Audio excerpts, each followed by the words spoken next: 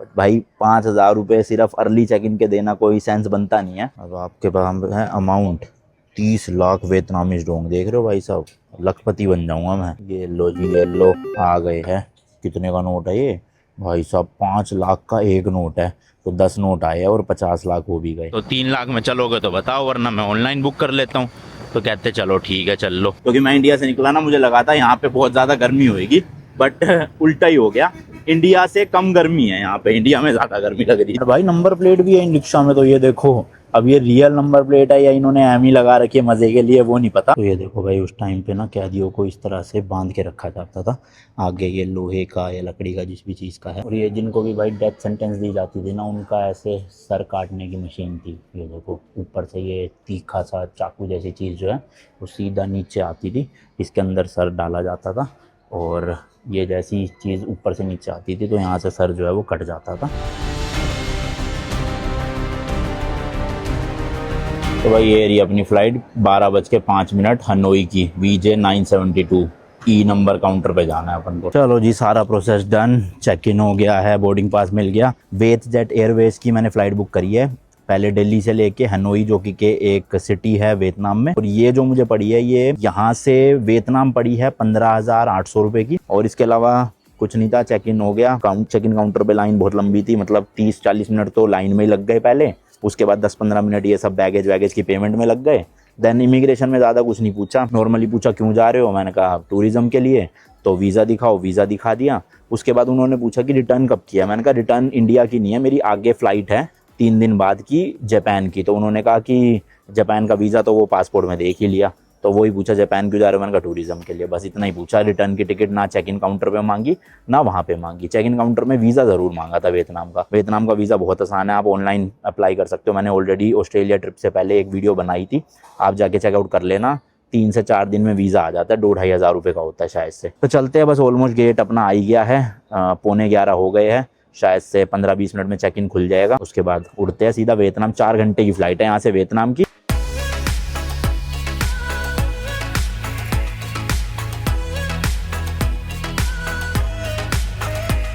चलो जी चलो, फ्लाइट में आ गए हैं। और मेरे को लग रहा है प्रीमियम इकोनॉमी में भी कुछ खास ऐसा लेग रूम का फ़र्क है नहीं, हालांकि ये थोड़ी सी सीट जो है रिक्लाइन हो जाती है पीछे की तरफ, जो बाकी एयरलाइंस में शायद नॉर्मल इकोनॉमी सीट पे भी उतनी तो रिक्लाइन होती होगी, कुछ खास फ़र्क है नहीं। बाकी स्क्रीन वगैरह तो यहाँ पे कुछ भी नहीं लगी हुई है, ये नॉर्मल ट्रे वगैरह ही मिली है खाने के लिए, और ये पॉकेट्स ही है, बस इतना ही है भाई। तो ये वाला बैग जो है अपना वो नीचे स्लाइड हो जाएगा। और बाकी फ्यूलिंग हो रही है अभी शायद से प्लेन की, वो सामने तो कोई और प्लेन खड़ा है। गर्मी कर रखी है भाई साहब प्लेन में, खतरनाक वाली। नहीं समझ आ रहा भाई मुझे अभी तक कि नॉर्मल इकोनॉमी और ये प्रीमियम इकोनॉमी में फ़र्क है क्या, मतलब सब कुछ तो सेम ही है भाई, डिट्टो। 3 सीट उधर है, 3 सीट बीच में, 3 इधर, 9 सीट्स है, पर पता नहीं। और वो आगे जो है वो बिज़नेस क्लास है, वहाँ पे तो बिज़नेस क्लास ही सही था, कम से कम फ्लैट बेड बन जाता है वो, उसमें लेट के आप जा सकते हो। इसमें तो क्या ही कर लोगे अलग से। और भाई इसमें एसी वाले वेंट ही नहीं है, हवा कहाँ से आएगी एसी की, देखना है ही नहीं, वो गोल गोल से लट्टू से होते हैं जो।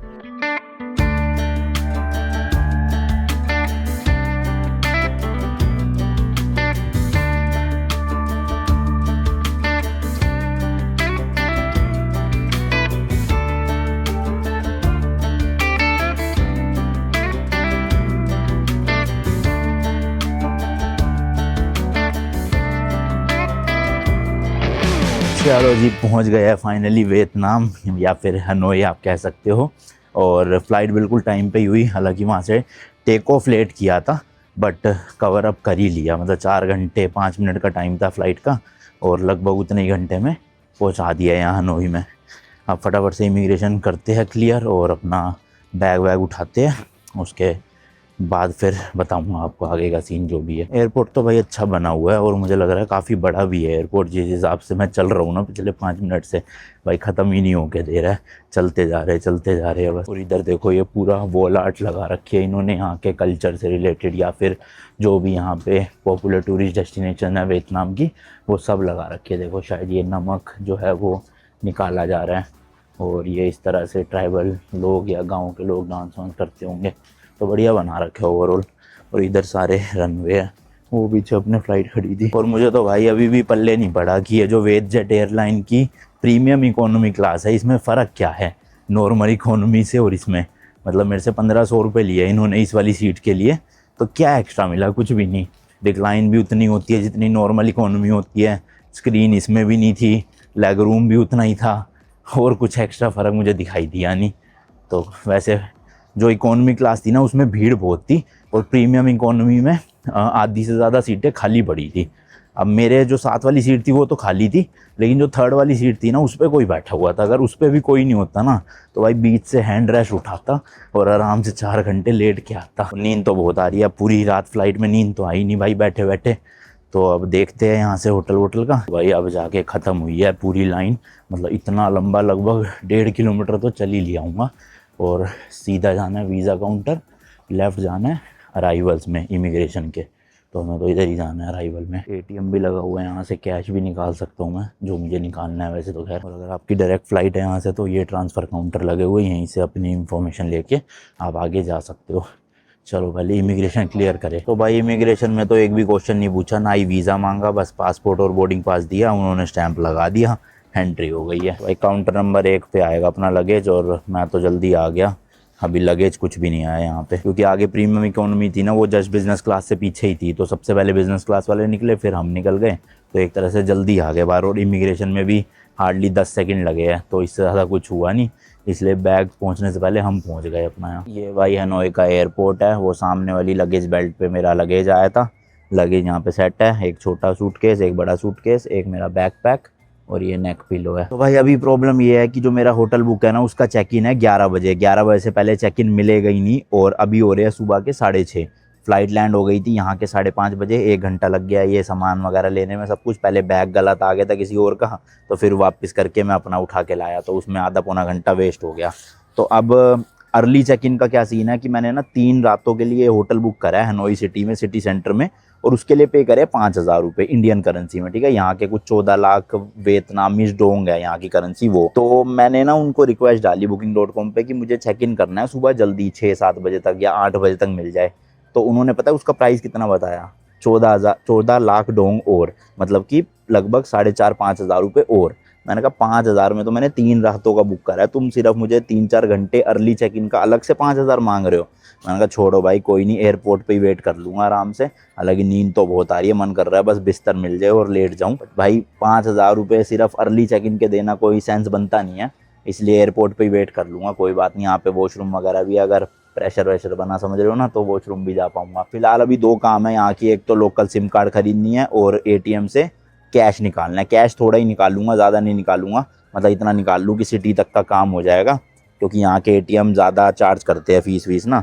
या देखते हैं जो भी है, अभी पता लगाता हूँ कितना क्या फ़ीस है, क्योंकि कई बार ये भी होता है कि छोटा अमाउंट निकालोगे तो फिक्स फीस देनी पड़ेगी, चाहे बड़ा निकालो चाहे छोटा। तो उससे अच्छा बड़ा अमाउंट ही निकाल लूँगा, 3 दिन जितना यूज़ होना है, क्योंकि मेरे पास कैश इस वक्त ज़ीरो है। मतलब मैं डॉलर कैरी नहीं कर रहा इंडिया से, अपना डेबिट कार्ड से ही जो है वो निकालना पड़ेगा, या फिर मेरा ICICI का Forex कार्ड है उससे निकालना पड़ेगा। तो चलो चलते हैं, थोड़ा एयरपोर्ट एक्सप्लोर करते हैं, कस्टम क्लियर करते हैं। और इमिग्रेशन में कुछ भी सवाल नहीं पूछा, लिटरली नाम तक भी नहीं पूछा, ना वीज़ा मांगा, सिर्फ पासपोर्ट लिया, बोर्डिंग पास लिया, अपना स्टैम्प मार दिया, लिटरली 10 सेकंड में एंट्री हो गई अपनी वियतनाम में। तो चलो जी चलते हैं यहाँ से main city centre Hanoi. Grab app download कर रखी है मैंने, यहाँ पे टैक्सी ऐप है जैसे अपने ऊबर और ओला है ना, उसी तरह की।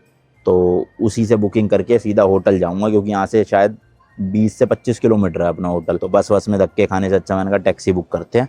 बट अभी नहीं, 2-3 घंटे बाद निकलूँगा, मतलब अराउंड 9:30-10 बजे निकलूँगा, ताकि 11 बजे के आसपास होटल पहुँच जाऊँ और वो चेक इन दे दे। सोऊंगा 2 घंटे खराटे मार के, मैं 2 घंटे भी नहीं, ज़्यादा ही मारूंगा। एयरपोर्ट का नाम है नोई बाई एयरपोर्ट। स्पीड भी चलो ठीक ठाक सी ही आ रही है, काम तो बन ही जाएगा थोड़ा बहुत। अच्छा, अगर आप वियतनाम के मैप को देखोगे ना तो भाई बड़ा ही अजीब सा शेप है इस पूरी कंट्री का। एक तरफ तो आपको पूरा पानी दिखेगा और दूसरी साइड आप देख सकते हो कि कई सारे देशों के साथ जो है वो ये बॉर्डर शेयर कर रहा है। जैसे ऊपर से देखोगे तो चाइना के साथ, लेफ्ट में देखोगे तो लाओस के साथ करता है, और नीचे की साइड देखोगे तो कंबोडिया के साथ करता है। बाकी अभी फिलहाल मैं वियतनाम की कैपिटल सिटी हनोई में हूँ, जो कि के ऊपर नॉर्थ साइड में पड़ता है वियतनाम के। हालांकि पूरे वियतनाम की जो सबसे बड़ी सिटी है ना वो नीचे आप देखोगे हो ची मिन सिटी है। चलो जी 8 बजने वाले हैं ऑलमोस्ट, बाहर निकलते हैं, थोड़ा सा सिम विम लेते हैं, पैसे वैसे निकालते हैं। खाली खाली जेब अच्छी सी नहीं लग रही है, किसी नए देश में आए हो और बिना पैसों के घूम रहे हो। चलो भाई कस्टम क्लियरेंस डन, उसमें भी कुछ भी नहीं पूछा, ना ही कोई लगेज वगैरह स्कैन करवाया। और अभी मैं ऑलमोस्ट एयरपोर्ट के बाहर आ चुका हूँ, बट सारी शॉप जो है वो इसी एरिया में है। देखो सिम कार्ड वगैरह मिल रही है और इधर खाने पीने का भी है। एंड लेफ़्ट साइड में ये रहे भाई एटीएम। तो सबसे पहले तो एटीएम से ही पैसे निकाल लिए जाए, क्योंकि सिम भी खरीदूंगा तो भाई पैसे तो होने चाहिए ना उसके लिए। यहाँ पे आ गए रहा कैश विड्रॉल, तो transaction can be charge by government you. Yes, चलो सेविंग्स अकाउंट है। अब आपके पास है अमाउंट 30 लाख वियतनामीज डोंग। देख रहे हो भाई साहब, लखपति बन जाऊंगा मैं। मोटा मोटा 10,000 रुपये हो गए इंडिया के। चलो निकाल ही लेता हूँ, मेरे ख्याल इससे ज़्यादा लगेंगे, पर ठीक है अभी के लिए काफ़ी है। Bank does not support your card, please take your card. ले ICICI तो रिजेक्ट हो गया। चलो अब HDFC ट्राई करते हैं। ये लो भाई, इसमें भी यही आ रहा है बैंक डज नॉट सपोर्ट। ये तो समस्या हो गई भैया। ये बैंक है कौन सा, MSB। इस वाले में चेक कर लेते हैं। चलो क्या पता उसी में ना हो रहा हो, इसमें हो जाए। लैंग्वेज देखो काफ़ी सारी है, इंग्लिश सेलेक्ट करेंगे हम तो। ये तो यहीं अटक गया, ट्रांजेक्शन इज बीइंग प्रोसेस। बड़ी नारा आगे बहुत हो गया भाई। एयरपोर्ट पे है 5% ट्रांजैक्शन अमाउंट का, और मिनिमम 60,000 निकालने हैं। 60,000 यहाँ की करेंसी, और नॉर्मल प्लेसेस पे 4.5%। ठीक है, ज़्यादा फ़र्क नहीं है, 0.5% का ही है। यहीं से निकलवा लेते हैं अपने। इसमें मैक्सिमम कितना, 20 लाख आ रहा है एक्स्ट्रा। तो मैंने भर दिया भाई 50 लाख। देखते हैं निकलेगा कि नहीं। ये लटक गया यार, ये ट्रांजेक्शन इज बीइंग प्रोसेस। हो जाना चाहिए शायद से, तो वरना अभी तक रिजेक्ट मार देता है। कैश विड्रॉल सक्सेसफुल है, पैसा तो आया नहीं भाई। सक्सेसफुल कहाँ से हो गया? अच्छा यस करना था शायद। हाँ अब निकलने शुरू हो रहे हैं कैश। लाओ भाई लाओ, 50 लाख रुपए, नहीं रुपए नहीं, वियतनामीज डोंग। ये लो जी, ये लो, आ गए हैं। कितने का नोट है ये भाई साहब? 5 लाख का एक नोट है। तो 10 नोट आए और 50 लाख हो भी गए। आए तो भाई नए नए से ही नोट है, देखो करारे करारे से। और इनका पेपर भी ना वही है, मलेशिया या फिर ऑस्ट्रेलिया जैसा, थोड़ा प्लास्टिक टाइप का। भाई सब 5 लाख का नोट है। सोचो, एक बार अपने अकाउंट में भी चेक कर लेता हूँ कितने रुपए कटे हैं 50 लाख वियतनामीज डोंग के। टोटल मैसेज आया जी 17,276 रुपीज़, यानी अपने इंडिया के 1 रुपये में मिले यहाँ के 289.4 वियतनामीज डोंग। देख रहे हो कितनी स्ट्रॉन्ग करेंसी है अपनी इस देश में। चलो अब सिम लेते हैं जरा यहाँ की। 1 week and how much? 4 lakh? 4 lakh or dollar. You need cheap ah? Yeah, I need cheaper. Okay, also 6 gigabyte per day, $11. 6 GB per day. Yes, every day 6 GB. And for how many days? 7 days? Yes. And calling also? WhatsApp call, Not normal call? local call here. 6 gigabyte per day, 200 minutes local call. Oh, 30 okay. for $8. Mm. You need cheap, 3 GB per day, 30 minutes local call, $11. This is $11. Yes. Yeah, this. But 3 GB per day, Yeah, not 6 GB. yeah, this one. Okay, there's a phone, sir. Yeah. Do you have eSIM also? Do you have eSIM? Yes. भाई मैंने ये लिया है package 2 इनका, 2,80,000 Dong का, या फिर मोटा मोटा $11 हो गया, 1,000 रुपये लगा लो। जिसमें 3 GB पर डे मिलेगा 7 दिनों के लिए, और इसके अलावा 30 मिनट्स लोकल कॉल भी मिलेंगे। तो सही है, 3 GB पर डे के हिसाब से 21 GB हो गया 1,000 रुपये में।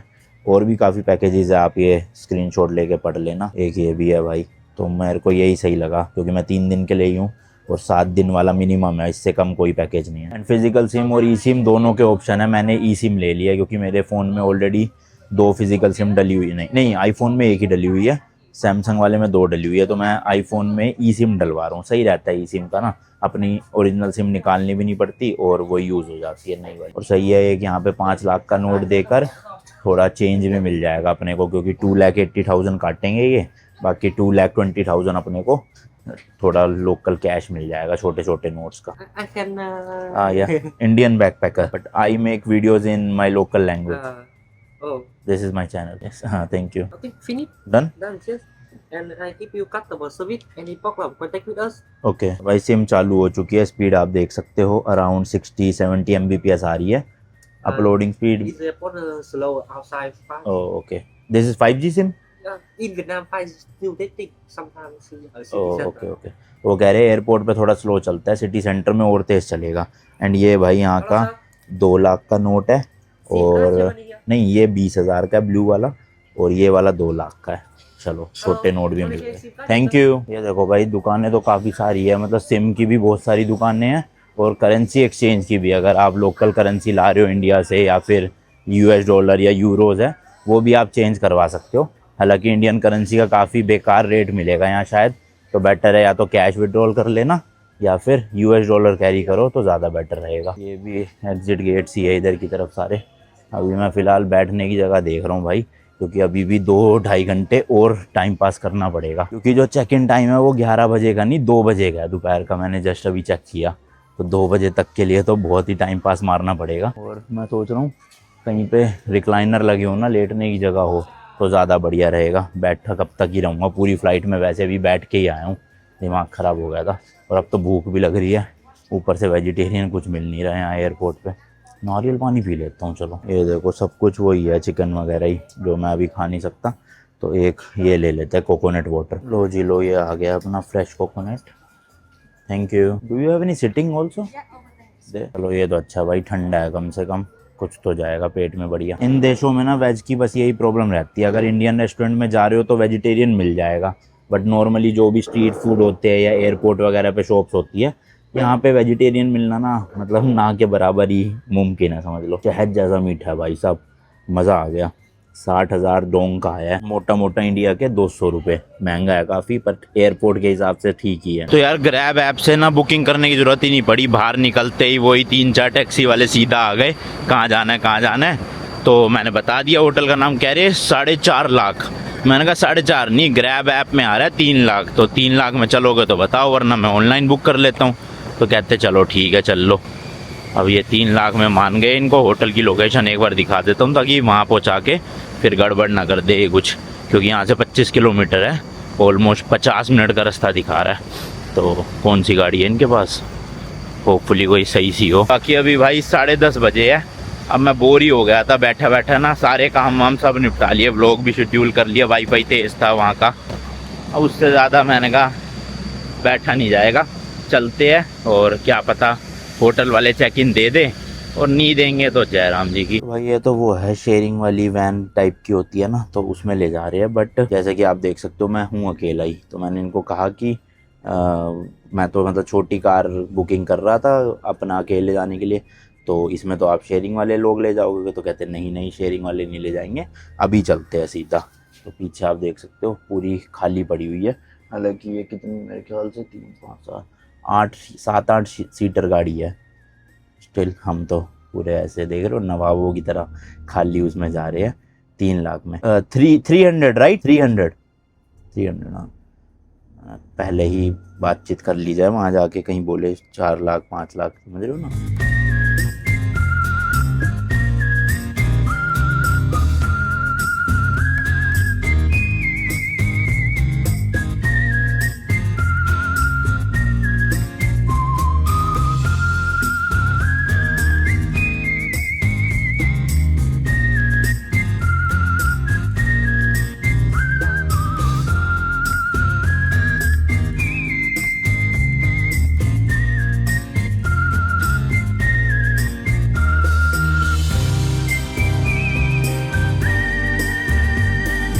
लो भाई पहुंच गया होटल, ये वाला है dream premium hotel and spa.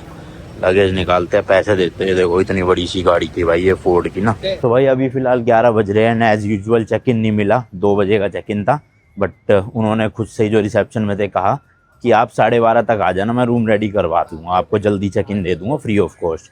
तो अभी भी स्टिल 1.5 घंटा है, तो मैंने सोचा पास में ही एक इंडियन रेस्टोरेंट है, कुछ खाना पीना खाया जाए, क्योंकि रात भर सोया नहीं तो अब पेट में गुड़ मच गई है खाने को लेके। और वो गाड़ी वाले थे ना भाई, देख लो 3 लाख में बात हुई थी वहाँ पे, लेकिन ये लोग स्कैम कैसे करते हैं कि 3 लाख तो लिए, लेकिन ना 45,000 रुपीज़ की टोल टैक्स कटी होगी। अब वो मेरा काम थोड़ी है टोल टैक्स देना, वो तो इन्हीं का काम है। अगर मैं ग्रैब बुक करता तो ऑब्वियसली वो 3 लाख जो दिखा रहा था वो टोल्स के समेत दिखा रहा था, है ना। पर ये लोग खेल जाते हैं उस चीज़ में, तो ज़बरदस्ती मेरे से ही पे करवाया। मतलब मैंने 5 लाख का दिया था, तो मुझे वापस जो दिए वो दिए 1,55,000, जबकि देने चाहिए थे 2 लाख वापस। अब मैं बहस तो कर रहा था, पर वही बात है भाई, मुझे पता है स्कैम होते ही है ऐसे छोटे मोटे ना। चलो कोई बात नहीं, 45,000 डोंग, मतलब कि 150 रुपये का लॉस हो गया लगभग। अपने होटल से 500 मीटर पे ही है जस्ट इंडियन रेस्टोरेंट, तो मैंने कहा पैदल हो जाता हूँ। चलो ये तो सही है भाई, यहाँ पे ट्रैफिक सिग्नल फॉलो कर रहे हैं लोग, मतलब गाड़ी वाले, और पेडिस्ट्रियन जो है उनके जाने आने के लिए लाइट लगी हुई है, वरना थोड़ा एशियन कंट्रीज में मुश्किल ही देखने को मिलता है ये। और अभी खाया हूँ ना, फिर होटल में जाते ही भाई सोऊंगा 3-4 घंटे और शाम को ही निकलूंगा। अभी तो हिम्मत ही नहीं है बिल्कुल भी कहीं घूमने की, क्योंकि नींद पूरी होने के बिना घूमना मतलब बड़ी बुरी हालत। जहाँ पे अपना होटल है ना भाई, ये मेन सिटी सेंटर ही है, तो यहाँ पे सब कुछ आसपास आपको मिल जाएगा। जैसे सिम कार्ड लेनी है वो भी मिल जाएगी यहाँ पे, एटीएम वगैरह भी है, करेंसी चेंज, और ये देखो स्कूटर वगैरह भी यहाँ 2 व्हीलर रेंट पे मिलते हैं। तो मैं भी शायद लूँगा 2 दिन के लिए और अपना मस्त स्कूटर में ही घूमूंगा यहाँ पे। गाड़ी तो शायद देंगे नहीं मुझे वो इंडियन लाइसेंस या इंटरनेशनल के उस पर, लेट्स सी पता करते हैं। पर वही बात है, 2 दिन के लिए गाड़ी क्या ही लूँगा, फिर पार्किंग ढूंढते फिरो। 2 व्हीलर सही है अपना, कहीं भी लगाओ किसी भी टूरिस्ट डेस्टिनेशन के बाहर और अपना घूम फिर के फटाफट आ जाओ। ये पहुंच गया हूँ भाई मैं, लेफ्ट में है तड़का इंडियन रेस्टोरेंट। अभी अभी खुला है ये भी ना, आधे पौने घंटे पहले। होपफुली खाना वाना हो इनके पास।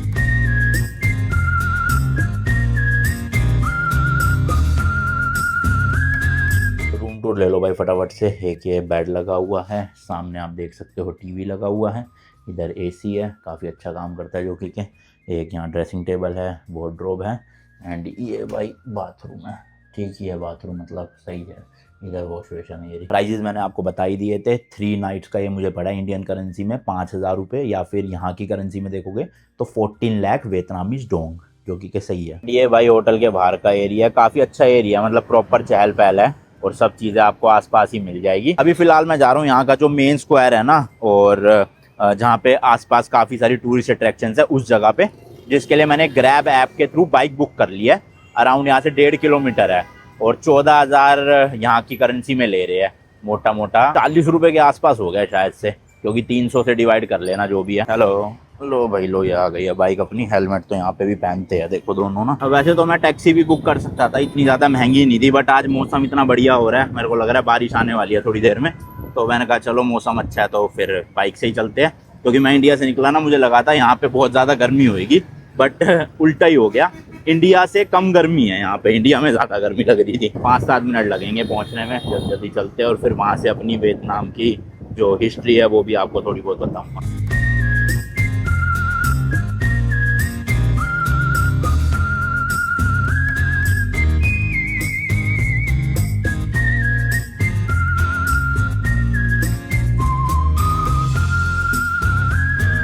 ये देखो भाई, यहाँ पे भी फॉर्च्यूनर चलती है, ब्लैक कलर की जा रही है मस्त, और ऑलमोस्ट पहुँचने वाले हैं बस। 18,000 लगे टोटल, 20,000 का नोट पड़ा था, मैंने वही दे दिया। मतलब क्या ही है 20,000 रुपये, 60-70 रुपये बने शायद से। ये है भाई यहाँ का फेमस हो ची मिन म्यूजियम या मोजलियम करके कुछ बोलते हैं। तो अभी इसके अंदर चलते हैं, टिकट विकेट देखते हैं कि नहीं। तो भाई ये टिकट मिली है 40,000 डोंग की, और इसके थ्रू आप जो है वो म्यूज़ियम के अंदर एंट्रेंस ले सकते हो। मुझे वैसे तो म्यूज़ियम जाना नहीं था, मैं तो इनका जो वो स्क्वायर है ना, जिसका नाम है बर्थ स्क्वायर, तो वहाँ जाना था, और गूगल मैप रास्ता दिखा रहा था यहाँ अंदर अंदर से, इस चक्कर में यहाँ घुस गया मैं। अब टिकट भी लेनी पड़ेगी, मैंने कहा अब टिकट ले लिया तो म्यूज़ियम भी घूम ही आते हैं। पहले मुझे शौक़ था बहुत सारा ना ऐसा म्यूज़ियम घूमने का, पर अब ज़्यादा है नहीं शौक इतना कुछ खास। फ्लैग देख लो पहले तो भाई, वियतनाम का पूरा रेड कलर का फ्लैग है और उसके बीच में इस तरह का येलो कलर का स्टार सा बना हुआ है। ये है भाई एंट्रेंस। मैं शायद ना बैक साइड वाली एंट्रेंस से गया था। यहाँ से भी आप टिकट ले सकते हो क्या? शायद ले सकते हो, पर अपने पास तो टिकट है तो डायरेक्ट अंदर ही चलेंगे। यहीं से ही भाई शुरू हो गई है चीज़ें। ये देखो क्या क्या रखा हुआ है इन्होंने। फिलहाल हमें तो ऊपर जाना है। यहाँ से चश्मा उतार देता हूँ, अंदर तो अंधेरा अंधेरा सा है, बट ये फुल्ली सेंट्रलाइज एसी लगा हुआ भाई, मस्त। खैर गर्मी तो बाहर भी नहीं है, बट स्टिल यहाँ ज़्यादा ठंडा ठंडा लग रहा है थोड़ा सा। ये है देखो भाई, पूरी यहाँ पे हिस्ट्री वगैरह लिखी हुई है, काफ़ी हद तक मैं पढ़ चुका हूँ। वहाँ से तो एंट्रेंस अलाउड नहीं थी, ऊपर जाना है अभी। और वो भाई साहब क्या मस्त लग रहा है देखना, एंट्रेंस इतना ह्यूज सा। एंट्रेंस में ही जो यहाँ के फर्स्ट प्रेसिडेंट थे उनकी इतनी बड़ी मूर्ति लगा रखी है। इनका नाम था हो ची मिन। तो जो वियतनाम में एक सिटी है ना हो ची मिन करके, इन्हीं के नाम पे रखी गई है वो। ये एंट्रेंस है। अब यहाँ से देखते हैं भाई अंदर क्या क्या दिखता है। ओ भाई साहब,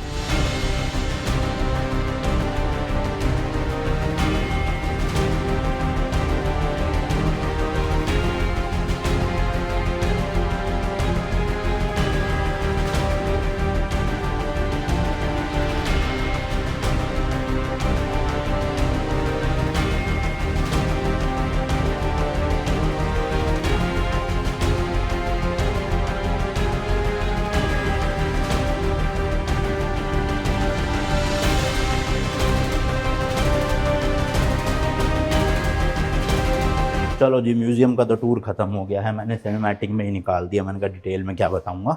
अभी फ़िलहाल बर्थ स्क्वायर चलते हैं, वहाँ पे बात करते हैं प्रॉपर हिस्ट्री के बारे में वियतनाम की, और थोड़े बहुत इंटरेस्टिंग फैक्ट्स भी बताऊंगा आपको इस कंट्री के बारे में। अच्छा, लैंड एरिया वाइज बात करें तो पूरा वियतनाम ना 3.3 लाख किलोमीटर स्क्वायर में फैला हुआ है, जो इसको वर्ल्ड की 66th लार्जेस्ट कंट्री बनाता है। और जैसे कि मैंने बताया था, हनोई इनकी सेकंड लार्जेस्ट सिटी है, जो फैली हुई है 3.3 थाउजेंड किलोमीटर स्क्वायर में। पॉपुलेशन की बात करें तो भाई पूरे वियतनाम में 100 मिलियन यानी कि 10 करोड़ लोग रहते हैं, जिसमें से 84 लाख लोग हनोई में रहते हैं, 98 लाख लोग हो ची मिन सिटी में रहते हैं। इसलिए हो Chi Minh City population wise भी पूरे वियतनाम की सबसे बड़ा शहर है। मेजॉरिटी लोग इस देश में वियतनामीज लैंग्वेज बोलते हैं, बट जहाँ भी आप टूरिस्ट डेस्टिनेशंस पे जाओगे मोस्टली लोगों को इंग्लिश समझ आ जाती है, एंड वो थोड़ा बहुत आपको रिप्लाई भी कर ही देते हैं। बट हाँ, अगर आप बिल्कुल ही विलेज वाले एरिया में जाओगे तो वहाँ इंग्लिश नहीं आती होगी किसी को, सब यहाँ की लोकल लैंग्वेज ही बोलते हैं। तो लो जी, ये मैं पहुँच चुका हूँ यहाँ के बाद दिन स्क्वायर में, या फिर जिसे बर्थ स्क्वायर भी बोलते हैं। ये यहाँ की one of the main tourist attraction है। अगर आप हनोई आ रहे हो तो यहाँ ज़रूर विजिट करोगे।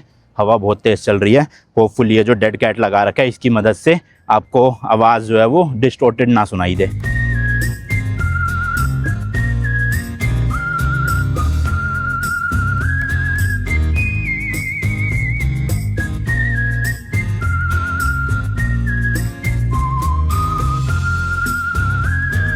अच्छा, ये जो वियतनाम वर्ड है ना, सबसे पहले चाइनीज़ यूज़ करा करते थे। उनके अकॉर्डिंग एक साउथ साइड में रीजन था जिसको वो वियतनाम बोलते थे, तो और बाद में जाके फिर ये कंट्री जब इस्टेब्लिश हुई तो इसका नाम भी वियतनाम ही रख दिया गया। सबसे पहले तो 1800 से 1954 तक वियतनाम जो है वो फ्रांस के अंडर आता था, मतलब फ्रेंच रूल था यहाँ पर। अब देखो, पूरी तरह से तो जो फ्रेंच फोर्सेस थी ना वो 1954 में इस देश को छोड़ के गई थी, बट इस देश को इंडिपेंडेंस जो है वो 1945 में ही मिल गई थी 2 सितंबर को। जो यहाँ के प्रेसिडेंट थे हो ची मिन, मैंने आपको दिखाया था अंदर, उन्होंने जो है वो इसी स्क्वायर में आके इंडिपेंडेंस अनाउंस की थी। इसलिए इस स्क्वायर का नाम ना बर्थ स्क्वायर भी बोला जाता है, और हर साल 2 सितंबर को इस देश में इंडिपेंडेंस डे सेलिब्रेट किया जाता है। और साथ ही साथ हो ची मिन को ही वियतनाम के फाउंडिंग फादर भी कहा जाता है। देन 1975 में ना उनकी डेथ के बाद वियतनामीज एंड सोवियत आर्किटेक्ट्स के कोलैबोरेशन से ये हो ची मिन म्यूजियम बनाया गया, जिसके अंदर एक कमरा है। उस कमरे के अंदर एक ग्लास के ताबूत में हो ची मिन की बॉडी को प्रिजर्व करके रखा गया है। तो जो सबसे पहले मैं गया वो तो म्यूजियम था, बट ये जो बिल्डिंग आप देख रहे हो ये है हो ची मिन मौजोलियम।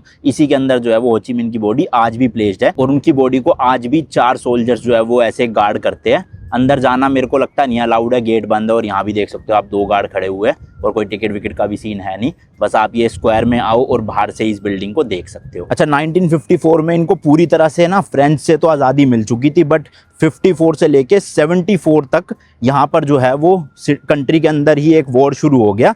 बेसिकली जो नॉर्दर्न वियतनाम के लोग थे ना, वो चाहते थे कि चाइना और सोवियत की तरह ये एक कम्युनिस्ट कंट्री बने, और जबकि जो नीचे साउथ वाले पार्ट के लोग थे वो थोड़ा वेस्ट कंट्रीज से इंस्पायर थे। इसलिए भाई इतने साल यहाँ पे युद्ध चलता रहा, और इस युद्ध के दौरान अमेरिका भी बीच में कूद पड़ा था, और उन्होंने अपने 5 लाख सोल्जर्स जो है वो वियतनाम में डिप्लॉय करे थे। आप जानते ही होंगे, इस वॉर में यूएस से ना साउथ वाले लोगों को सपोर्ट कर रहा था, और सोवियत और चाइना जो है वो नॉर्थ को सपोर्ट कर रही थी वेपन्स वगैरह देके। बट क्योंकि ये युद्ध भाई इतने साल चला, इतने सारा फाइनेंशियली भी यूएसए को नुकसान हो रहा था, सोल्जर्स की भी डेथ हो रही थी, तो 1973 में जाके यूएसए ने अपने सारे सोल्जर्स को वापस बुला लिया इस देश से। देन 1975 में नॉर्थ वियतनाम ने ना साउथ वियतनाम पे फुल इन्वेजन कर दिया। देन 1976 में जाके वियतनाम एक कम्युनिस्ट कंट्री बनी, और पार्टी का नाम है the communist party of Vietnam, CPV। And भाई ये 1976 से ही जो है वो अभी तक रूल में है वियतनाम में। काफ़ी बड़ा स्क्वायर है, देखो लोग ना यहाँ पे ऐसे जॉगिंग रनिंग करने भी आते हैं, और टूरिस्ट तो काफ़ी सारे आए हुए हैं, वो आप सामने देख सकते हो।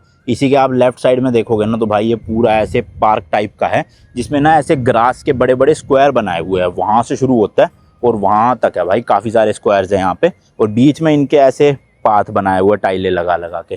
तो इसकी भी मेंटेनेंस देख सकते हो आप, प्रॉपर करी हुई है भाई। शायद इधर जा नहीं सकते, हो सकता है इसमें से जा सकते हो, बट कोई जा नहीं रहा तो मैं भी नहीं जा रहा, छोड़ो। ये जो आप बड़ी सी बिल्डिंग देख रहे हो ये है यहाँ की नेशनल असेंबली बिल्डिंग। क्या मस्त लग रही है ना भाई साहब, ऊपर फ्लैग देखो, अच्छी है बिल्डिंग तो, और वहीं पे रोड है, गाड़ियाँ वाड़ियाँ चल रही है। तो मैंने आपको ना हिस्ट्री तो वियतनाम के अच्छे से समझा दी है, बट जो फ्रेंच पीरियड था ना उस टाइम, और जब अमेरिका के सोल्जर्स यहाँ पे थे, तो उस टाइम पे ना एक जेल बहुत ज़्यादा फेमस हुआ करती थी यहाँ की, जहाँ पे कैदियों को रखा जाता था।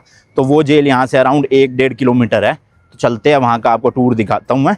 वैसे तो वो पूरा जेल जब था ना, उसको बाद में तोड़ के वहाँ पे बिल्डिंग्स बना दी गई थी, बट उसका एक छोटा सा हिस्सा अभी भी प्रिजर्व करके रखा हुआ है। काइंड ऑफ म्यूजियम ही है वो, बट अंदर काफी सारी चीजें है उसमें जो मतलब काफी इंटरेस्टिंग टाइप की है। एंड ये बिल्डिंग जो आप सामने देख रहे हो, यहाँ का प्रेसिडेंशियल पैलेस है। तो जो हो ची मिन थे वो इसी पैलेस के अंदर रहा करते थे। उनका रूम, उनका गाड़ियों का कलेक्शन वगैरह आज भी इसके अंदर है। बट ये पता नहीं बंद है खुला हुआ है, देखते हैं अंदर, चल ही लेते हैं देख के ना। बड़ी मस्ती नहीं बिल्डिंग लग रही, देखो भाई सब येलो येलो सी। और ये जो इसी के जस्ट सामने बिल्डिंग है, ये यहाँ की कम्युनिस्ट पार्टी का मेन ऑफिस है। देख लो भाई, चेकिंग वेकिंग तो प्रॉपर है यहाँ पे। फिर अंदर चलते हैं। अरे भाई साहब, ये तो सिक्योरिटी चेक के बाद वापस से मैं उसी स्क्वायर में आ गया। मतलब वहाँ से मैं निकला था और यहाँ से एंट्री कर ली। ये क्या बात हुई? तो अंदर से ही एंट्री थी इस पैलेस की ना, बाहर तो मैं फालतू में ही गया। ये देखो भाई, इधर से है एंट्री। टिकट का तो पता नहीं भाई कहाँ से मिलेगी टिकट, ना मेरे पास है। और ये जगह जगह पे ना पानी की मशीन लगी हुई है, मस्त सी ना, फ्री पानी है यहाँ पे। आप बोतल भी भर सकते हो और गिलासेस भी रखे हुए हैं। चलो इसका देखते हैं पहले अंदर। और एक ये देखो ऐप है, इसको स्कैन करके आप डाउनलोड कर सकते हो। तो अंदर जाके ना बस हर जगह पे स्कैन करो, आप ऑडियो गाइड सुन सकते हो।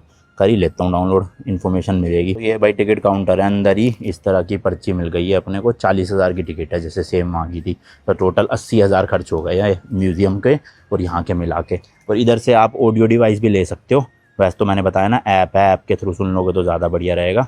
बट ऐप नहीं यूज़ करनी तो ये भी आप ले सकते हो, इसका भी कुछ ना कुछ चार्जेस होंगे। एक चीज़ अच्छी है भाई, जितनी भी जगह है ना प्रॉपरली मतलब ग्रीनरी मेंटेन करी हुई है। देखो कितने बड़े बड़े पुराने पुराने पेड़ है, ग्रास है प्रॉपर।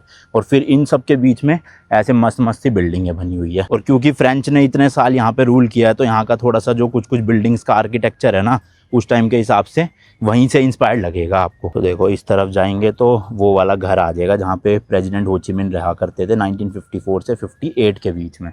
तो इस तरह का देखो पूरा मस्त डेकोरेशन वोकोरेशन कर रखा है। एंड ये वो घर है जहाँ पे वो रहते थे उस टाइम पे। दिख रहा है ना मस्त बाहर से एकदम ऐसे। एंड यहाँ पे आप देखोगे ना भाई, इतनी सारी फोटोज़ लगा रखी है। और इन सब फोटोज़ में प्रेसिडेंट जो थे हो ची मिन, उनकी फ़ोटो है अलग अलग टाइम पे। ये देखो ऐसी कितनी सारी तस्वीरें है भाई, सब क्रेजी। ये पूरा कंपाउंड काफ़ी बड़ा है एक्चुअल में भाई। तो ऐसा मत समझना छोटा सा घर था, पूरा बड़ा एरिया था। अभी एक कार्स का गैराज भी आएगा जहाँ पे उनकी कार्स खड़ी हुई है। ये देखो भाई सामने ये रही, ऐसे शीशे के वो बना रखे हैं पूरे कार्स देखने के लिए, आप देख सकते हो। कौन सी गाड़ी है भाई ये मेरे को तो पता नहीं, 404 लिखा हुआ है। अरे हाँ, इस गाड़ी का लोगो तो मैंने किसी ना किसी गेम में देखा है ना। और नंबर देखो HNC 232। This car was given by Vietnamese residents in New Caledonia France and used to serve President Ho Chi मिन। ओके, 1964 की है ये शायद। पर देखना कितने अच्छे से प्रिजर्व करके रखी हुई है। इवन अंदर की आप सीटें भी देखोगे ना, अरे हेडरेस्ट नहीं था सीटों में कोई भी, सोफा टाइप का बना हुआ है बस। तो ये रूम था जहाँ पे प्रेसिडेंट जो है वो मीटिंग्स वगैरह ऑर्गेनाइज किया करते थे। इस तरह से देखो अंदर टेबल लगा हुआ है, उसके साइड में चेयर है और यहाँ भी एक छोटा टेबल और 4 चेयर है। ये इस तरह का रूम था। और ये हर जगह पे स्कैनर लगे हुए हैं, उस ऐप से आप स्कैन करके सुन भी सकते हो इसके बारे में। मतलब मैंने तो पढ़ ही लिया है, यहाँ पे देखो लिखा है। इसके बाद है कॉम्प्लीमेंट्री शोइंग रूम। अच्छा, इसमें भी देखते हैं भाई क्या क्या है। कुछ लेटर्स वगैरह लिखे हुए हैं उस टाइम के शायद। उनको ना अंकल हो भी बोला जाता था। ये देखो, तो यहाँ के लोगों ने उनको ये गिफ्ट दिया था, सूट। ये कुछ और भी चीज़ें जो उनको प्रेजेंट की गई थी उस टाइम पे। सारे गिफ्ट है ये देखो लोगों ने जो दिए थे उस टाइम पे अलग अलग। एंड ये रही बाकी की उनकी गाड़ियाँ। ये देखो भाई 1954 में सोवियत यूनियन ने दी थी उनको ये गाड़ी। क्या क्रेजी लग रही है भाई, इसकी लंबाई देखना कितनी है, फुल ब्लैक कलर की। और इसका नंबर है HN 481। भाई क्रेजी गाड़ी। बाकी दूसरी गाड़ी है, इसका नंबर है HN 158, हल्का हल्का पेस्टल ग्रीन कलर में है। ये भी सोवियत यूनियन गवर्नमेंट ने दी थी 1955 में। इसकी लेंथ कम है उस वाली से, देखोगे ना आप, ये पूरी टच नहीं हो रही पीछे तक, वो देखो। और वो वाली भाई साहब कितनी लंबी गाड़ी है। ये उस टाइम की भाई किचन है जहाँ पर प्रेसिडेंट एंड प्राइम मिनिस्टर के लिए जो है वो खाना बना करता था। थोड़ा सा अंदर से दिखाता हूँ, जाना तो अलाउड नहीं होगा शायद। ये देखो फ्रिज खड़ा हुआ उस टाइम का भाई साहब, कितना पुराना। यहाँ भी आप देख सकते हो कैबिनेट्स वगैरह है। इधर सारे इक्विपमेंट्स रखे हुए उस टाइम के, बर्नर हो गया, अवन वगैरह हो गया। ये था भाई उनका मेन घर जहाँ पे वो रहा करते थे 1954 से लेके 58 के बीच, मतलब 4 साल। तो सबसे पहला तो रूम इधर है, दिख रहा है आपको। ये देखो भाई चेयर लगी हुई है, वार्डरोब लगी हुई है, एक यहाँ पे सिंगल बेड भी लगा हुआ है और वो सामने फायर प्लेस है। देन ये उनका डाइनिंग रूम था, यहाँ पर वो खाना वगैरह खाया करते थे, डाइनिंग टेबल लगा हुआ है।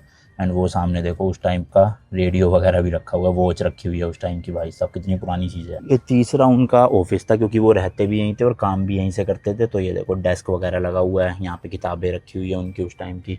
और फायर प्लेस यहाँ भी थी, ठंड होती होगी ना। देन जस्ट बाहर एक ये छोटा सा जो है वो तालाब सा बना हुआ है, मतलब घर के कंपाउंड के अंदर ही। देख रहे हो कितना बड़ा कंपाउंड है।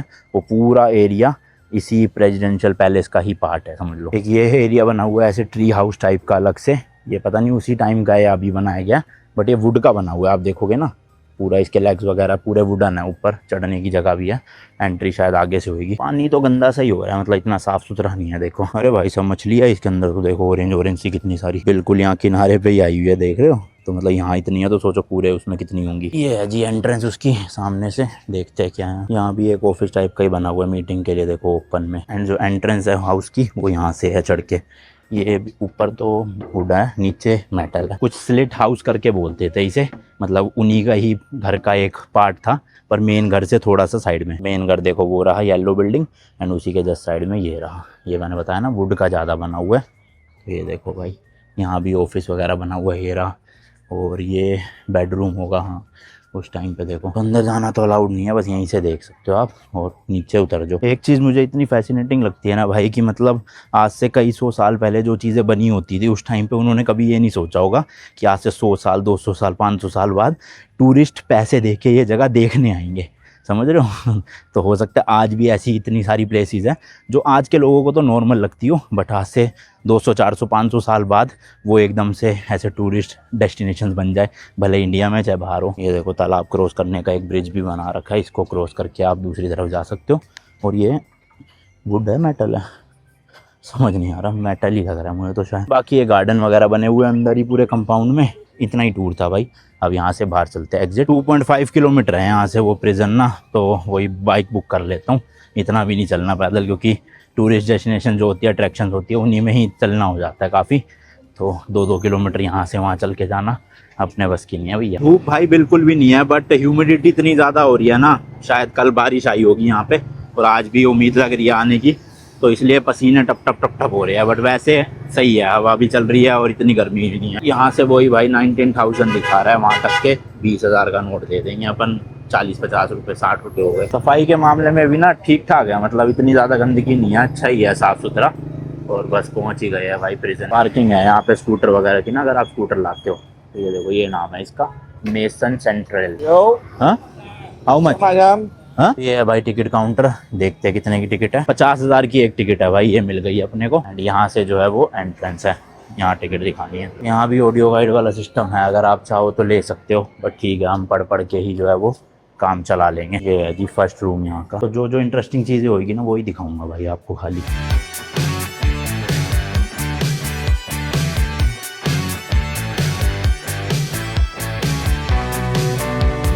तो ये देखो भाई उस टाइम पे ना कैदियों को इस तरह से बांध के रखा जाता था। आगे ये लोहे का या लकड़ी का जिस भी चीज़ का है, इसमें उनके पैरों को बंद करके, और मतलब जैसे हथकड़ियाँ होती थी समझ लो उसी टाइप का ये है।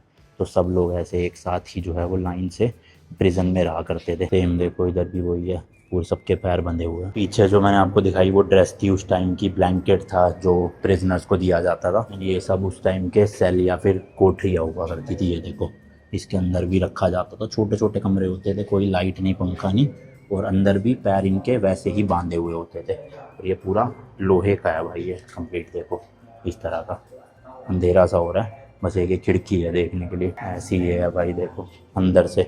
तो ये तो हर जगह था ही था, इसमें पैर डाले जाते थे। तो और यहाँ पे 4 खांचे हैं, मतलब 2 लोगों को रखा जा सकता था एक साथ, यहाँ उनके 4 टांगों को। और ये गेट हुआ करते थे पूरे लोहे के। कमरा भी देखोगे छोटा सा था, बस ऊपर 2 खिड़कियाँ थी, एक फोरी बस, और कुछ नहीं। फ्लैश ऑन करके देख लो अच्छे से भाई, कितना होगा ये, हार्डली 8 फुट बाय 8 फुट का कमरा, उससे ज़्यादा नहीं होगा। ऐसी ये सीढ़ियाँ हुआ करती थी, ऊपर भी बने हुए होंगे, बट अभी ये रास्ता बंद कर रखा है फिलहाल के लिए तो, बट यहाँ से जा सकते थे। इस तरह के आर्टिफैक्ट्स के थ्रू भी बताया गया कि ऐसे उस टाइम के लोग रहते थे, इस तरह से सोल्जर जो है वो मारा करते थे। तो ये ना पूरा उस टाइम का सीवर हुआ करता था। और 24 दिसंबर 1951 को 16 प्रिजनर जो है ना वो इस सीवर के थ्रू भागने की कोशिश कर रहे थे, जिसमें से 5 तो जो है वो सक्सीड हो गए थे, बाकी लोग पकड़े गए थे। तो ये देखो इस तरह के सीवर लाइन थी, ये कितनी जरा सी भाई साहब, लिटरली इसमें से कैसे स्क्वीज़ होके भागे होंगे वो 5 लोग, है ना। जरा सा ही है भाई, ये पता नहीं फ़ोन में समझ आ रहा है कि नहीं, बट कोई छोटा बच्चा ही बस इसमें से निकल सकता है, बड़ा तो कैसे ही स्क्वीज़ होके निकला होगा।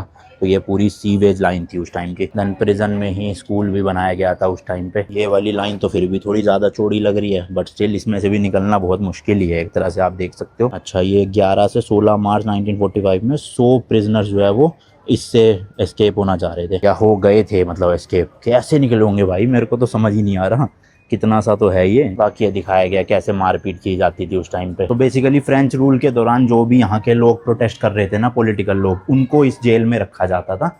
और बाद में जब यूएस से यहाँ पे आया तो उनके सोल्जर्स को भी यहाँ पे कैद करके रखते थे, वियतनाम के लोग, जो बेसिकली प्रिजनर ऑफ वॉर हुआ करते थे। And इस तरह की आयरन ग्रिल होती थी सीवर के बिल्कुल एंड पॉइंट में। देखो मतलब कैसे रेंग रेंग के निकले भाई, अलग ही वो है। ऐसे देखो यहाँ पे मारा पीटा जाता था। वो मैंने आपको दिखाया था ना, जो बेंच टाइप का बना हुआ था जहाँ पे उनको रखा जाता था सबको। वेंडिंग मशीन भी लगी हुई है। ऑब्वियसली ये उस टाइम की नहीं थी, ये आज के टाइम की है, बट काफ़ी बड़ा है, काफ़ी चीज़ें हैं। एंड ये पूरा एरिया था डिटेंशन एरिया फीमेल्स को रखने का। यहाँ पे फीमेल जो कैदी हुआ करते थे उनको रखा जाता था। देखो बेंच लगे हुए हैं, देखो सारी औरतें और उनके बच्चे यहाँ पे। बेंचेस वैसे ही बने हुए सेम टू सेम, पर इनके पैरों में वो नहीं बांधा हुआ शायद से, वो सिर्फ मेल के उसमें ही बांधते थे, क्योंकि यहाँ रखा नहीं हुआ वो पैर वाला ना। और ये कुछ रियल फोटोज हैं उन फीमेल्स की जो फ्रेंच कॉलोनिस्ट के द्वारा यहाँ पे मतलब कैद करे गए थे। एंड ये सब चीज़ों का यूज़ किया जाता था उनको टॉर्चर करने के लिए, जैसे बोटल्स हो गई, स्टिक हो गई। ये क्या चीज़ है भाई, इससे कैसे टॉर्चर करेंगे। बाकी ये तार वगैरह है, ये तो आपको दिखाई दिया था कि आयरन शेकल जिससे मतलब उनके पैर बांधे जाते थे। जूट बैग, ये बैग्स थे भाई उस टाइम बोरी टाइप की, इससे भी टॉर्चर किया जाता था। इस तरह के टैग हुआ करते थे प्रिजनर्स के, अलग अलग नंबर लिख के। और बॉक्सिंग ग्लव थे। अच्छा जी, बॉक्सिंग के थ्रू भी जो है वो टॉर्चर किया जाता था भाई। बाकी ये जेरी कैन है, इसमें शायद पानी लेके वो फेस पे डालते थे इस तरह से टॉर्चर करने के लिए। ये ड्रम भी था। ये क्या चीज़ है भाई साहब, ये भी है तो कुछ टॉर्चर करने के लिए। और ये जिनको भी भाई डेथ सेंटेंस दी जाती थी ना, उनका ऐसे सर काटने की मशीन थी। ये देखो ऊपर से ये तीखा सा चाकू जैसी चीज़ जो है वो सीधा नीचे आती थी, इसके अंदर सर डाला जाता था और ये जैसी चीज़ ऊपर से नीचे आती थी तो यहाँ से सर जो है वो कट जाता था और इसके अंदर आ जाता था खून। और वो भाई साहब देख के बड़ा अजीब सा लग रहा है। और जिन प्रिजनर्स को डेथ सेंटेंस मिला हुआ था उनके लिए ऐसे अलग से सेल होते थे। तो इसमें देखो वही पैर बांध रखे हैं, एक इधर एक उधर, 2 लोगों के लिए। फिर यहीं से ऐसे ले जाके उस वाली मशीन से जो है वो सर काट दिया जाता था। मतलब फांसी भी दे सकते थे भाई नॉर्मली, बट ये सर काटना तो कुछ ज़्यादा ही एक्सट्रीम हो गया है ना। बाकी ये पूरे प्रिजन थे जो मैंने बताया, जिनको भी डेथ सेंटेंस मिली थी वो लोगों को यहाँ पे रखा जाता था। जैसे पहला सेल ये हो गया, फिर इधर की साइड से देखोगे ये दूसरा, कितने बड़े बड़े हैंडल थे देखो। और इस तरह का भाई पूरा ये खिड़की हुआ करती थी, बस अंदर भी है खिड़की, रोशनी तो आती थी मतलब दिन के टाइम। ये देखो सब टूटी पड़ी है दीवारें, ये ओरिजिनल ही है उस टाइम का ना। सेल नंबर 5 है, जैसे ये अप्रैल 1931, किस किस को फांसी दी गई थी वो सब नाम भी यहाँ लिखे हुए हैं। 1930 में इनको, 35 में इनको, ऐसे ये सारे के सारे प्रिजन थे भाई। एक तो खुला भी हुआ है, अंदर जा सकते हैं। देखो भाई कितना डरावना सा है भाई, कैसे रह लेगा कोई यहाँ। ऐसे सो जाते थे इसी पे ही, वॉशरूम वगैरह नहीं बने हुए यहाँ। इस तरह से ना कार्विंग करके भी समझाया गया है उस टाइप में, मतलब प्रिजनर्स को कैसे रखा जाता था। ये देखो जंजीरों से बांध के, लटका के, हाथ ऊपर करके। ये देखो भाई फरवरी 1973 का ओरिजिनल न्यूज़पेपर रखा हुआ है यहाँ पे, उस टाइम पे ऐसा होता था। और ये कुछ रिकॉर्ड्स वगैरह भी रखे हुए, जूते है, गिटार है इधर देखो उस टाइम का। ग्राउंड फ्लोर पे तो हो गया काफ़ी हद तक कवर, अब फर्स्ट फ्लोर पे भी बना हुआ है, तो ऊपर चढ़ के देखते हैं भाई क्या क्या है। यहाँ पे ये शील्ड सी लगा रखे हैं जिसमें ना काफ़ी सारे नाम लिखे हुए हैं, शायद ये सारे प्रिजनर्स हुआ करते थे, कौन से साल से कौन से साल तक उनको कैद करके रखा गया था, या पता नहीं, हाँ शायद वही है 1952 से 54 तक। यहाँ इंग्लिश में नहीं लिखा हुआ ऊपर की क्या चीज़ है ये, तो इसलिए पता नहीं चल पा रहा। ये देखो प्रिजनर्स लिखने के लिए ऐसा चीज़ों का यूज़ करते थे, मतलब पेन पेंसिल है उस टाइम की। और ये सीमेंट पे लिखने के लिए इस तरह की बुक्स होती थी अगर फॉरेन लैंग्वेज सीखनी है उनको प्रिजन में कुछ। तो ऊपर इतना ही था भाई, हम नीचे उतरते हैं, शायद से ख़त्म ही हो गया बस अब टूर। यूरोप की तरह देखो यहाँ पे भी आप ना ये साइकिल रेंट पे ले सकते हो। इलेक्ट्रिक साइकिल नहीं है ये शायद से, जहाँ तक मुझे लग रहा है नॉर्मल साइकिल ही, बट लग रही है थोड़ी थोड़ी इलेक्ट्रिक जैसी है ना। तो वही ऐप वैप है, स्कैन वैन करो अपना चलो। स्कूटर मेरे को आज तो रेंट पे लेने की जरूरत पड़ी नहीं, कल शायद मैं रेंट पे ले लूँ, क्योंकि 1-2 जगह मुझे थोड़े दूर दूर भी जाना है यहाँ की एक्सप्लोर करने। प्लस जो मेन नाइट लाइफ है ना हनोई की या वियतनाम की, वो भी हम कल वाले व्लॉग में कवर करेंगे। आज फिलहाल थोड़ा हिस्ट्री हो गई है, थोड़े मेन टूरिस्ट अट्रैक्शंस हो गए हैं। तो अभी फ़िलहाल मैं जा रहा हूँ डोसा खाने, अचानक से डोसा खाने का मन हो गया। गूगल पे सर्च किया तो आसपास मिल भी रहा है भाई डोसा। यहाँ से 600 मीटर है, 8-9 मिनट लगेंगे, पैदल पैदल चलते हैं। इंडियन रेस्टोरेंट है कोई, तड़का तू करके। ये देखो भाई ऊंची ऊंची ऐसे मॉडर्न बिल्डिंग्स भी बनी हुई है यहाँ पे, ग्लास वाली ना प्रॉपर। और पब्लिक ट्रांसपोर्ट भी अच्छा है, आप बसेस में भी ट्रैवल कर सकते हो। पर ग्रैब सही है ऐप यहाँ पे ना, अपना ओला उबर की तरह बाइक बुक करो और कहीं भी चले जाओ, 40-50-60 रुपये में पहुँच जाओगे। ये देखो ना कितनी मस्ती लग रही है बस, है ना। एडवर्टीजमेंट हो रखी है फुल। बाकी जगह जगह पे ना ज़ेब्रा क्रॉसिंग भी बनी हुई है, इसी के थ्रू जो है वो रोड क्रॉस करना चाहिए, बट स्कूटर वाले नहीं फॉलो करते। ये देखो रुकते ही नहीं है भाई, जबकि हमारी ग्रीन लाइट है, हमें क्रॉस करने दो ना। अच्छा, ग्रैब ऐप के थ्रू ही आप खाना वाना भी ऑर्डर कर सकते हो, बढ़िया है, एक ही ऐप में सब सोल्यूशन। यहाँ की सिम ना भी हो ना आपके पास, अपने इंडियन नंबर से भी रजिस्टर कर सकते हो, क्योंकि जो कॉल आती है ना उसमें वो आपको ऑनलाइन कॉल आती है ऐप के थ्रू। तो अगर आपके पास यहाँ की सिम नहीं भी है ना, तब भी आप टैक्सी बुक कर पाओगे, खाना ऑर्डर कर पाओगे, तो मस्त चीज़ है। और मेरा कैश भी ऑलमोस्ट ख़त्म होने वाला है, क्योंकि जो होटल के पे करे मैंने वो भी कैश में कर दिए, रेस्टोरेंट में खाना खाया कैश में खाया, अभी भी कैश में टिकटें विकटें ले रहा हूँ। तो शायद एटीएम से निकालने पड़ेंगे, वरना कल का दिन चल नहीं पाएगा जितने पड़े। शायद 10 लाख बचे हैं मेरे पास अभी। कितने हुए इंडिया के? 3000 रुपये हो गए। अच्छा, यहाँ पे ना ऐसे 2 व्हीलर स्कूटर बाइक तो रेंट पे मिल जाती है, लेकिन 4 व्हीलर रेंटल का कुछ मिल ही नहीं रहा ऑनलाइन, शायद पॉसिबल नहीं है, इसलिए क्योंकि उन्होंने हमारी स्कॉर्पियो एन को भी ना एंट्री लेने नहीं दी थी, क्योंकि स्टेयरिंग व्हील राइट साइड था। तो ये मतलब यहाँ के जो लोकल है वो ही सिर्फ गाड़ी रेंट पे ले सकते हैं, बाहर के टूरिस्ट आप शायद नहीं ले पाओगे, जब तक जितना मैंने रिसर्च करा है। वैसे तो एक सिटी के अंदर ही अंदर गाड़ी लेके घूमने का कोई मतलब बनता भी नहीं है, स्कूटर लो सबसे बेस्ट है, पार्किंग भी मिल जाती है। ये है कि अगर आप यहाँ से हो ची मिन तक की रोड ट्रिप करने का सोच रहे हो तो गाड़ी लेने में फ़ायदा है, स्कूटर से तो कहाँ ही जाओगे भाई, बहुत दूर है हो ची मिन। तो खाने पीने के ना देखो ऐसे ही फुटपाथ पे ही बने होते हैं कुर्सियाँ वुर्सियाँ, यहीं पे बैठ के लोग खाना खाते हैं, मतलब जो लोकल्स है ना यहाँ के वो खा रहे हैं ये सब। टूरिस्ट तो बहुत कम है, वो तो बियर वियर पीते रहते हैं रोड पे ऐसे, पर यहाँ पे जो खाना खाने आते हैं वो देखो इस तरह से फुटपाथ पे ही पूरी कुर्सियाँ वुर्सियाँ लगा रखी होती है रेस्टोरेंट के बाहर। मतलब रेस्टोरेंट क्या छोटी छोटी दुकानें टाइप की है, खाना अंदर बनता है और सर्व बाहर होता है। ये देखो यहाँ पे सारे लोकल्स ही है बैठे हुए, और फ्रूट्स बहुत है यहाँ वियतनाम में ना, मैंगो शेक वगैरह फुल मिल रहा है, तो मज़े आ गए। ओवरऑल वैसे अभी तक मेरे को जो भी लोग मिले अच्छे हैं, होटल का स्टाफ भी अच्छा था, बाहर भी जितने लोग मिले हैं अच्छे से बात कर रहे हैं। थोड़ा सा थाईलैंड में क्या है ना, इंडियंस को लेके इमेज काफ़ी गलत बन चुकी है, तो वहाँ पे इतना रिस्पेक्ट नहीं मिलता। आप जाओगे ना बैंकॉक वगैरह, हाँ जो फुकेत वगैरह वहाँ पे सही है, बट मेन जो टूरिस्ट अट्रैक्शन है अपना बैंकॉक हो गया या फिर आसपास का एरिया हो गया, वहाँ पे इतनी रिस्पेक्ट मिलती नहीं है, बट यहाँ पे सही है भाई अभी तक तो स्टेटस। ये पहुँच गया हूँ भाई रेस्टोरेंट, तड़का 2 इंडियन रेस्टोरेंट, ये रहा। होपफुली डोसा हो तो भाई ये मिल गया अपने को मसाला डोसा, 1,60,000 का डोसा है, देख रहे हो। तो जी लो आ गया अपना डोसा, साइज भी ठीक है, और बाकी सांभर और 4 चटनी भी है अलग अलग। भाई नो डाउट डोसा तो मस्त था टेस्ट, हालांकि साइज दिखने में तो बड़ा था पर फिलिंग अंदर कम थी। ठीक है, मतलब मेरा पेट तो भर गया क्योंकि मेरी थोड़ी सी खुराक कम ही है, बट हाँ जिनकी ज़्यादा है, एक डोसा से तो बात बनेगी नहीं। 520 रुपये के आसपास का डोसा था ये इंडियन करेंसी में। और अभी मैं जा रहा हूँ यहाँ से 600 मीटर दूर सेंट जोसेफ कैथेड्रल, यहाँ का एक फेमस चर्च है, तो वो घूमते हैं।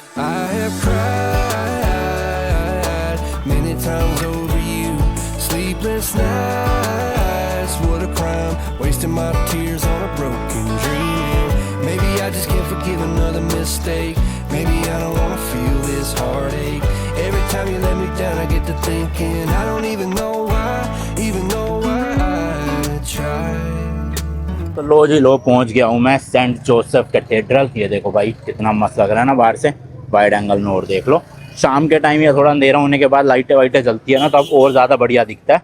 अभी फिलहाल दिन में तो लाइटें सारी बंद पड़ी है। ये कैथेड्रल ना 1886 में फ्रेंच द्वारा बनाया गया था, और उसके बाद ये 2 वॉर झेल चुका भाई, देख लो, लेकिन इसको कुछ भी नहीं हुआ उसके बाद भी।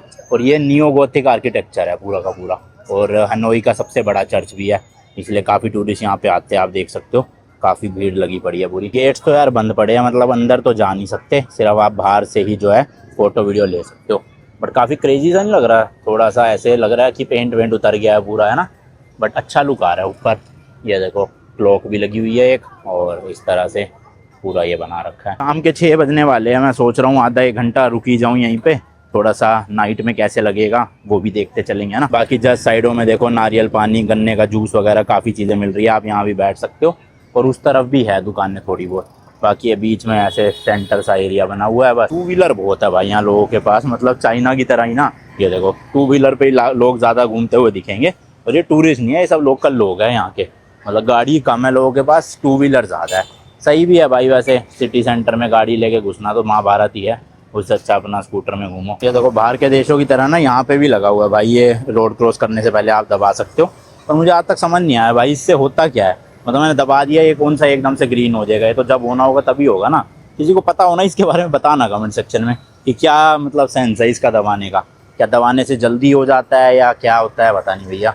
ये लोग, ये तो रेड में ही लोग आर पार हो रहे हैं, बस वालों ने रोक तो दी थी, गाड़ी वालों ने। नहीं हुई भाई ग्रीन, ये एम ही निकल गए। मेरे पीछे ये जो बिल्डिंग देख रहे हो ये है एप्रीकोट होटल, काफ़ी बड़ा होटल है भाई, मतलब काफ़ी रूम्स होंगे। और अभी फ़िलहाल मैं होन कियाम लेक देखने आया हुआ हूँ। नाम की प्रोनाउंसिएशन पता नहीं सही करी है नहीं, बट काफ़ी बड़ी लेक है ये, बिल्कुल सिटी के सेंटर में। पानी तो हालांकि हरा हरा सा हो रहा है, बट इसके अराउंड ना ऐसे पूरे पाथ बने हुए हैं, आप यहाँ पे पूरा जॉगिंग वॉगिंग चाहो तो कर सकते हो आराम से। तो काफ़ी टूरिस्ट यहाँ पे भी आते हैं देखने। एंड यहाँ पे देखो भाई रिक्शे भी चलते हैं, और ये थोड़े से ना उल्टे रिक्शा है, तो मैं सोच रहा हूँ इसमें बैठते हैं और पूरा एक ना लेक के आसपास का राउंड मारते हैं। How much? One night, for one round? Yes one night, yes 100. 100। Okay चलो भाई 1 लाख बोल रहे हैं।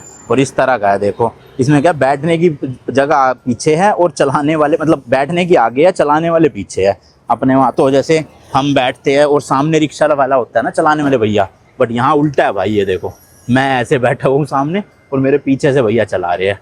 तो 1 लाख में ये पूरा चक्कर कटवा देंगे अपने को। 1 लाख कितने हो गए? 300 कुछ रुपये हो गए। ठीक है, मेरे ख्याल होगा ये 1.5-2 किलोमीटर का पूरा चक्कर। तो सही है, इसमें बैठ के नज़ारे लेते हैं आराम से।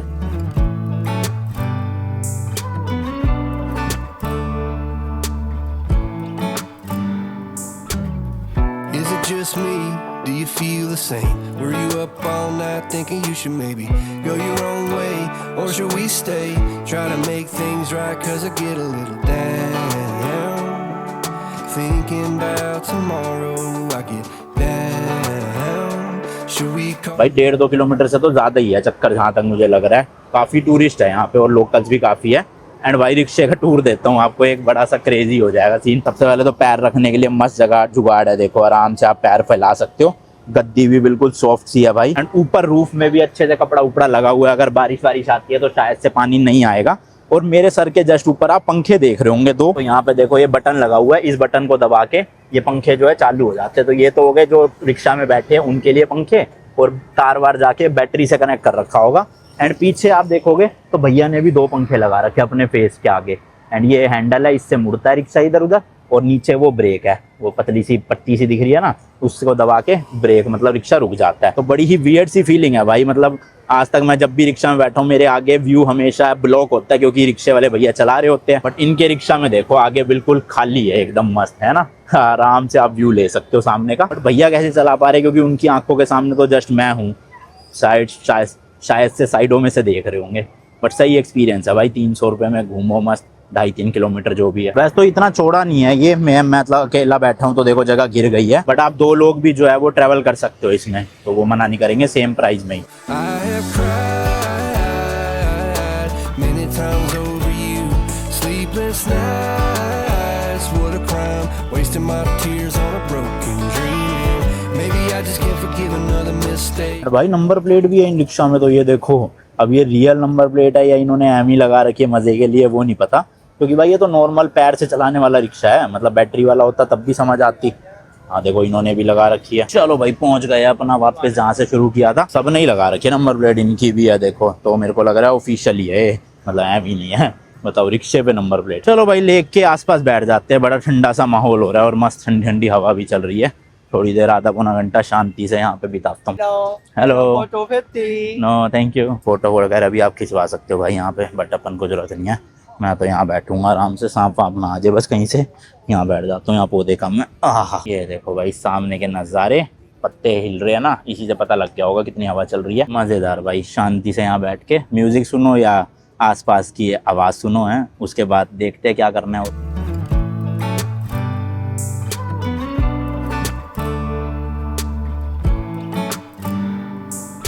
ये देखो भाई जैसे जैसे अंधेरा हो रहा है ना, सभी बिल्डिंग्स की लाइट वगैरह जल रही है और सुंदर नज़ारे आ रहे हैं। जैसे ये देखो भाई साहब आइलैंड सा बना रखा है बीच में ना लेक के, और इसमें भी प्रॉपर लाइट्स वाइट चल रही है। एंड पीछे सारी ये कमर्शियल बिल्डिंग्स हैं, यहाँ पे ऑफिसेज वगैरह होंगे कंपनीज़ के, तो इनमें भी लाइटें वाइटें जो है वो जलना शुरू हो चुकी है। तो अच्छा है भाई। ऑलमोस्ट 40 मिनट से बैठा हुआ था यहाँ पे। अब ग्रैब ऐप से बाइक बुक करता हूँ और अपने होटल चलते हैं। घूमना तो आज के लिए इतना ही था, खाना खाने निकलूँगा बस रात के टाइम, या फिर ग्रैब ऐप से ही मंगवा लूँगा होटल में ही, और बस ख़त्म करेंगे फिर आज के ब्लॉग को। आने वाली है बाइक, बस इसी रोड पे दिखा रहा है। एंड आज भाई मैं लगभग ना 6 से 7 किलोमीटर पैदल चलाऊँगा पूरा घूम फिर के, तो पैर दुखने लग गए। सोच रहा हूँ मसाज ले लेता हूँ बढ़िया सी, अपने होटल के नीचे भी हो जाती है मसाज। मेरे ख्याल से 1000-1200 रुपये का 1 घंटा है, तो और लेग मसाज लूँगा तो और सस्ता होगा। तो देखते हैं, होटल चलते हैं पहले, वहाँ पे जाके फिर आराम से लूँगा। भाई इन्होंने देखो छोटा सा ना छाता लगा रखा है अपने फ़ोन को गर्मी से बचाने के लिए।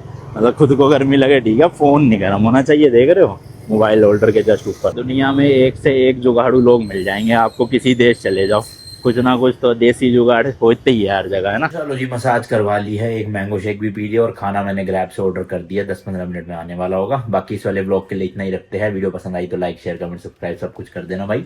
मिलता हूँ नेक्स्ट वीडियो में। Till then goodbye and as always तीखे रास्तों पे नहीं पड़ना फीका।